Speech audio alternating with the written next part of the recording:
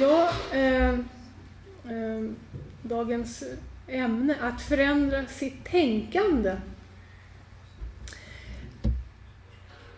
Jag har ju förändrat mitt tänkande när det gäller hälsa och vad jag äter och tränar och sådär. Det har pågått under en viss period. Det är liksom en hälsoresa.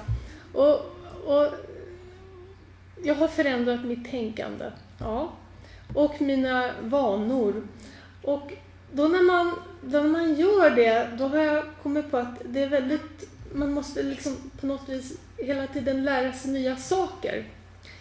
Det är en liksom ständig utbildning kan man säga. Man måste bli inspirerad.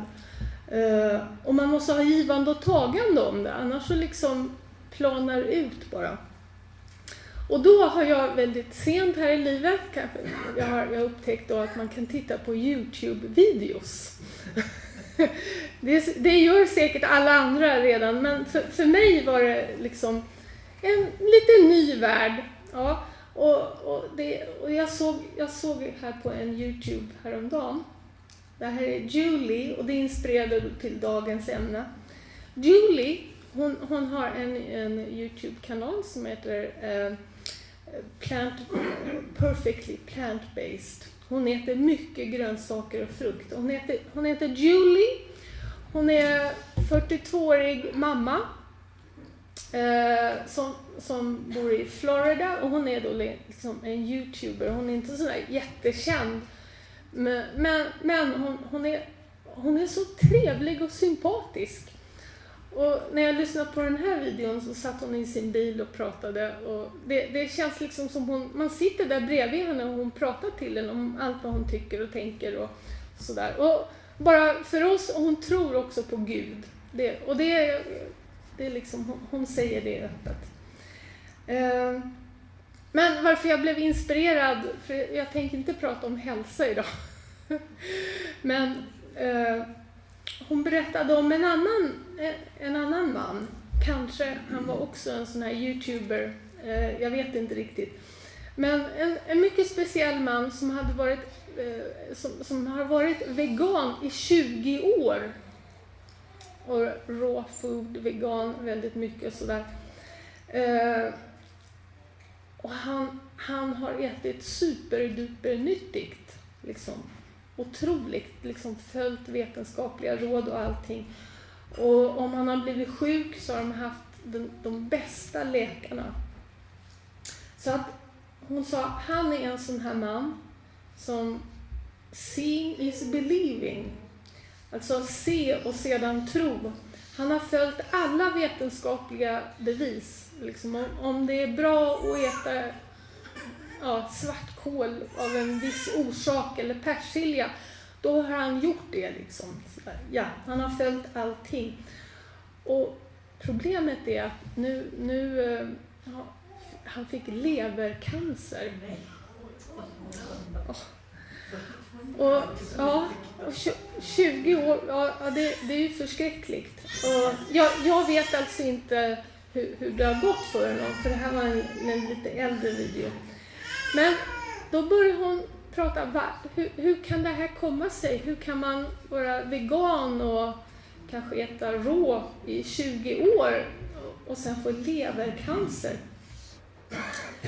Ja, och jag vet alltså inte vem det är och hon sa inga namn eller sådär. Men grejen är sån att den här mannen, han var en urbota pessimist. Ja, han klagade på allting. Allting var jättedåligt liksom. Det var så här ilska och kanske väldigt arg på sådana som inte var veganer också. Det är ju lite så tyvärr, ja, ibland. Ja. Men i alla fall, så hon säger, men hälsa, det är ju inte bara vad man stoppar i sig, utan det är alla de här känslorna som man inte gör sig av med. Och det vill jag ju säga, man kan ju vara vegan och inte vara arg eller så, utan, men den här mannen, han hade en massa ilska och hat och besvikelser, och det här är en stor fara liksom. För det är egentligen det som gör vi har hälsa eller inte. Hur är det inombords? Så om den här mannen var seeing is believing, så Julie sa, nej men jag är en sån här människa. You will see it when you believe it. Alltså först tro och sedan se. Alltså man måste tro är nödvändigt. Om man inte öppnar sinnet och tror, då kommer man heller inte se alla de här bra sakerna som händer. Så att hon pratar om, jag försöker tänka positivt. Man ska tro det goda, se allt det goda och sen liksom händer det. Och det gäller att leva i det tillståndet och ha tillit till universum, sa han. Och det var det som fick mig att börja tänka, och tillit till universum. Och kanske just den dagen kände jag mig lite nere faktiskt. Jag tänkte liksom, har jag tillit egentligen på den djupaste nivån? Då kände jag att nej, just den dagen hade jag nog inte det. Liksom, det här är ju oroväckande. Ja. Och faktum är att jag har alltså, om det händer positiva saker, så har jag märkt att jag har lite svårt att komma ihåg bra saker. Ibland så är det bara blankt. Jag kommer inte ihåg någonting. Men Katsuyuki, han har jättebra minne för positiva händelser. Ja, han är helt otrolig. Han är till exempel mer romantisk. Ja, väldigt. Ja. Och då tänkte jag, ja, men jag frågar Katsuyuki, för jag samlar ju ämnen då, vad jag ska säga idag. Så frågar jag honom, men Katsuyuki, kan du komma ihåg något tillfälle då du har kommit ihåg en grej som jag har glömt, någonting trevligt som hände? Och han börjar radda upp så. Det blev nästan för mycket. Ja, men så sa han en sak, ja men kommer du ihåg när vi gifte oss? Jo men det, alltså officiellt, inte välsignelse. Jag kommer ihåg välsignelsen. Men så ska man ju gifta sig officiellt också. Och det kommer jag faktiskt ihåg, men jag kommer inte ihåg datumet. Det var 2 april 1989, det kommer jag inte ihåg. Men det kommer han ihåg. Ja, men kommer du ihåg vad vi gjorde sen? Nej, ingen aning. Liksom, vad gjorde vi sen? Ja, vi hade middag med hans släkt och föräldrar. Ja, men det var ju första gången vi kysstes, sa han. Wow! Ja. Och det kommer han ihåg och inte jag.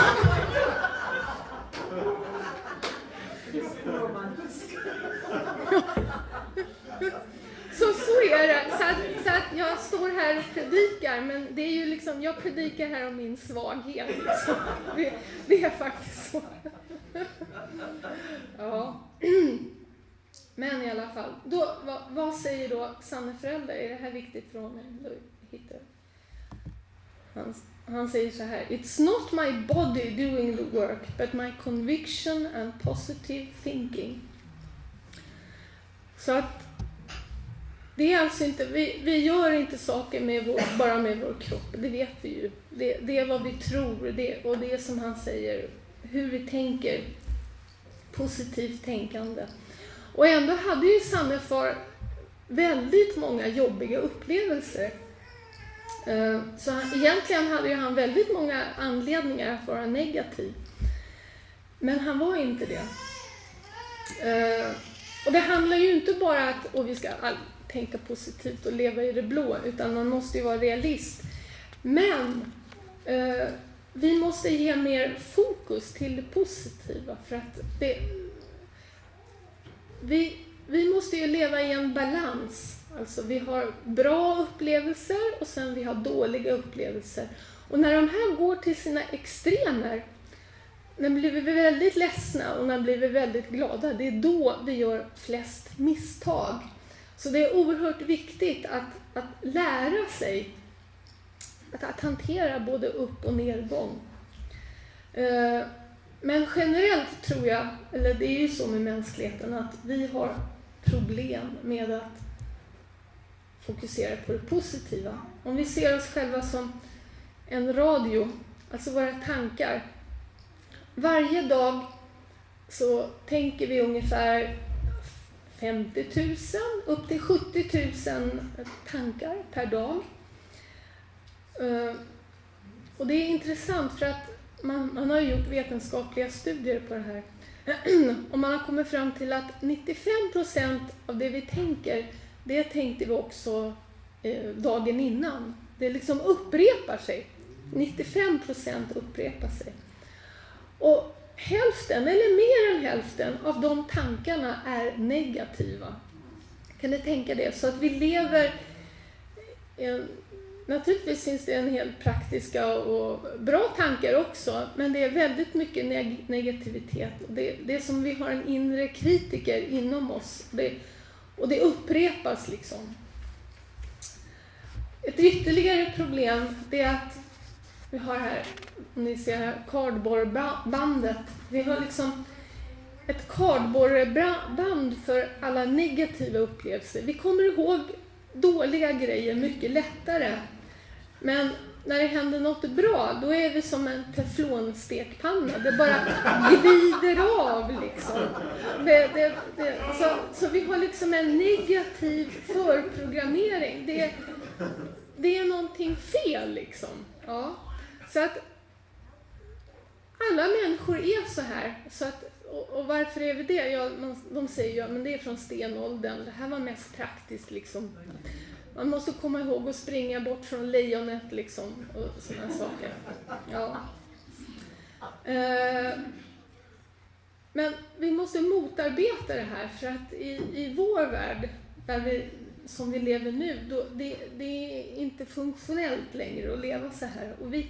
Och grejen är att vi kan göra någonting åt det. Men om man inte gör någonting åt det, då kan det bli så att när man går och lägger sig på kvällen, vad är det man tänker på då? Jo, man tänker på den där grejen som hände, som man gjorde bort sig eller det gick fel liksom. Och man tänker inte på de där 50 bra sakerna som faktiskt hände. Men som sagt, man kan göra någonting åt det. Det här vad forskarna säger, ja, nu har jag stavat fel, men experience dependent neuroplasticity heter det. Det är så här att vår kropp reagerar på varje tanke vi har. Alltså varje dag, varje minut som vi tänker. Alltså tankar. Neuroner i hjärnan pratar med andra neuroner. Så att om det är tankar som kommer upp så skapar de band till andra neuroner och de blir starkare och starkare. Och de här tankarna, om man tänker på ett visst sätt så liksom blir det lättare att kommunicera mellan de här neuronerna som tänker bra, men det kan också gå åt andra hållet om man tänker dåligt. Så att om man fokuserar på någonting så vårt sinne kan faktiskt förändra hjärnan. Liksom hjärnkemin förändras. Och det är inte bara, liksom det här har religioner sagt i årtusenden, men det är inte bara religion utan det är fakta. Våra tankar förändrar det materiella i vår hjärna. Så att det är våra erfarenheter som förändrar hjärnan. Så att det blir liksom vi ändrar den från insidan till utsidan. På det här kan man bygga en enorm inre styrka. Och då kommer man fram till de här med taxichaufförerna i London. Har ni hört om dem? Alltså det här verkar vara en väldigt berömd undersökning. Taxichaufförer i London, de är väldigt högt betalda, eller var det i alla fall. Nu finns Uber. Så det är jättebilligt nu att ta taxi. Men förut i alla fall, de har varit väldigt högt betalda, för det är inte lätt att köra bil i London. Och man visar sig det här att ju längre man har varit taxichaufför i London, desto större har hippocampus blivit. Och det är den här grå liksom substansen i hjärnan. den blir liksom större ju längre man har kört. Man undersökte också de som inte hade kört så länge mot de som hade kört väldigt länge. Så det var en tydlig skillnad. Och varför det? Jo, just den delen där finns visuellt spatialt minne, alltså hur man tittar på rummet liksom. Så att de hade byggt upp sin hjärna.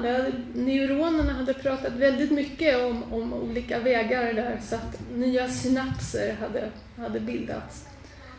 Så att det här betyder ju att placebo fungerar.